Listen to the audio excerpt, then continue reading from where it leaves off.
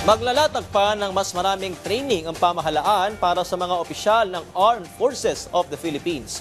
Tuloy-tuloy rin ang modernisasyon para maabot ang world-class na satatahang lakas. Yan ang ulat ni Kenneth Pasyente. Magsilbi ng buong husay, tapang, dangal at malasakit. Yan ang hamon ni Pangulong Ferdinand R. Marcos Jr. sa mahigit 600 bagong opisyal ng Armed Forces of the Philippines na nagtapos sa Major Services Officer Candidate Course ng AFP. Sa mensahe ng Pangulo, kinilala niya ang mga ito sa kanilang matapang na pagtanggap sa mga responsibilidad para ipagtanggol at protektahan ang bansa. Kasabay ang pagkilala sa pamilya ng mga nagsipagtapos dahil sa walang patid na suporta, gayon din sa mga trainer at mentors na nagsilbing gabay ng graduating class. Your graduation day today signifies the culmination of your determination, sacrifice, and hard work to overcome the challenges of becoming an officer of the Armed Forces of the Philippines. This marks the beginning of your role to ensure the defense of our nation and the safety of all Filipinos. Kinilala rin ng Presidente ang mga awardee dahil sa ipinamalas nilang husay kasabay ang paghimok sa mga ito na magsilbing inspirasyon ng kanilang natanggap na pagkilala upang magsikap pa sa tungkulin at mas maging tapat sa paglilingkod sa Pilipinas. Let this be your guiding principle as you step forward.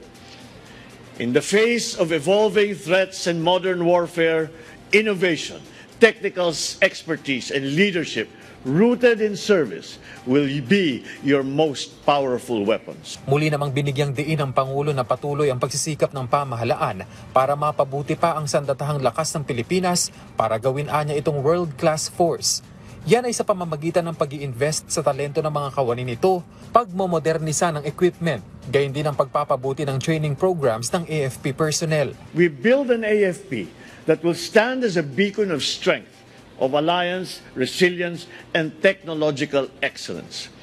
Lagi natin alalahanin na ang bawat hamon ay bahagi ng mas dakilang layunin. Sa bawat hakbang, ang inyong serbisyo ay hindi lamang tungkulin. Ito ay panata para sa bayan, isang handog para sa bawat Pilipino. Ang Officer Candidate Course ay isang mandatory na pagsasanay para sa mga prospective AFP officers. Tanda ito ng formal na pagsisimula ng kanilang professional military education. Ang OCC ay isang one-year course para sa baccalaureate degree holders na naglalayong ihanda sila upang maging mentally, physically at emotionally fit para maging mga opisyal sa Philippine Army at Philippine Air Force bilang mga second lieutenants at sa Philippine Navy bilang mga ensign sa AFP Regular Force. Kenneth Pasyente para sa Pambansang TV sa Bagong Pilipinas.